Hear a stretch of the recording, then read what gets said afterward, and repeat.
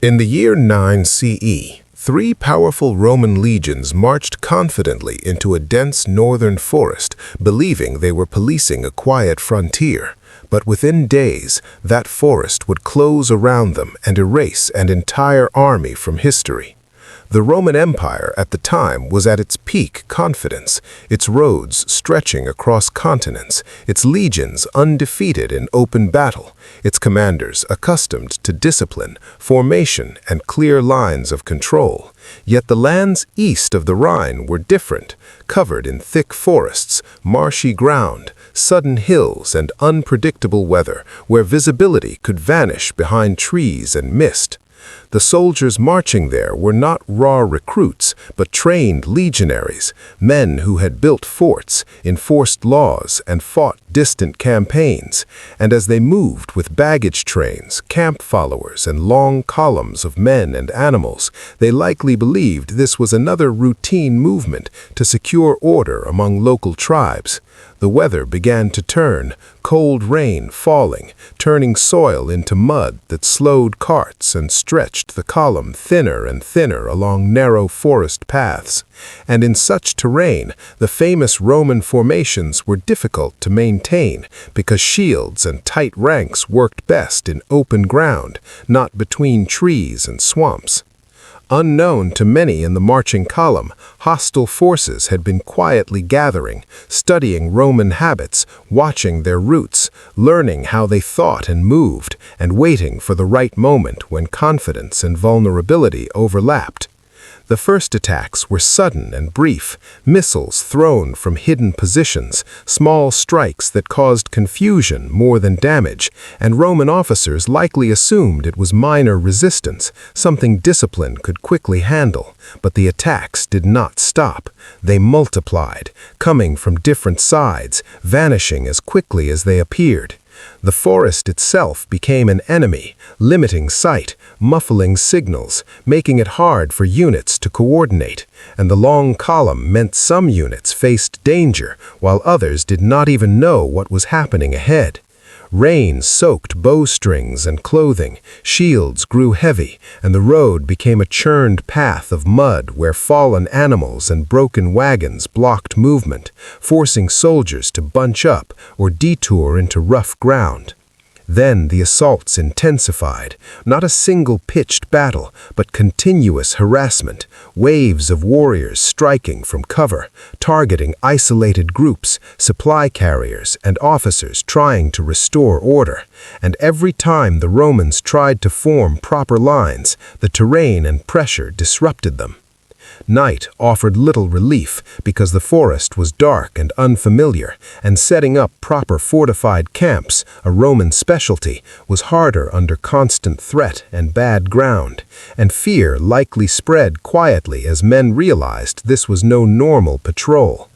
On the second and third days, exhaustion began to weigh heavily, wounds untreated, rations uncertain, morale tested, and the psychological strain of unseen enemies attacking from cover began to erode the calm efficiency Roman forces were known for.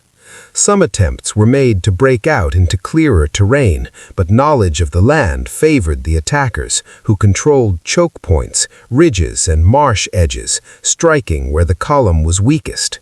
Messages would have been hard to pass, horns and shouted orders lost in trees and chaos, and leadership under such conditions became a desperate effort to hold fragments together rather than command a grand strategy. As losses mounted, equipment was abandoned to move faster, and the once proud marching column turned into scattered fighting groups trying to survive rather than conquer. Archaeological findings centuries later would reveal scattered armor, weapons, and coins, silent evidence of how complete the disaster became. By the final phase, organized resistance collapsed in many areas, and what remained were pockets of soldiers making last stands on small rises or defensive circles, using training and discipline to the end, but overwhelmed by numbers, terrain, and fatigue.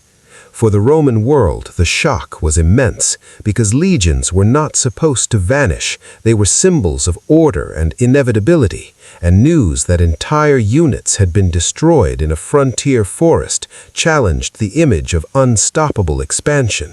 The aftermath reshaped policy, with greater caution about pushing deep into unfamiliar lands without secure lines, and the frontier along the Rhine gained new importance as a defensive boundary.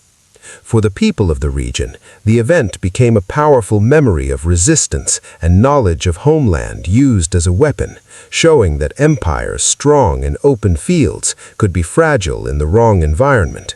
Modern historians view the event not as a simple clash, but as a lesson in overconfidence, logistics, terrain warfare, and the limits of military systems when removed from their strengths. The forest itself has long since changed, trees cut and regrown, landscapes reshaped by centuries, yet the idea of an army disappearing into woods remains haunting, a reminder that history is not only decided by grand cities and famous sieges, but sometimes by rain, mud, and the quiet advantage of knowing the land better than the invader.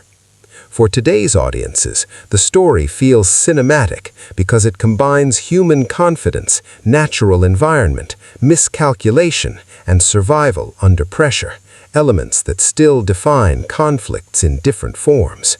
It also shows how quickly certainty can turn into vulnerability when assumptions replace caution.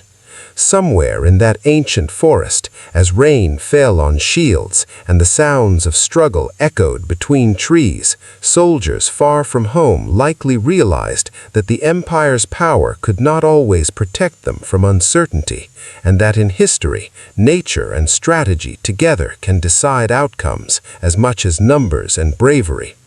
The forest that swallowed that army did not move or roar like a storm. It simply stood in silence while events unfolded within it.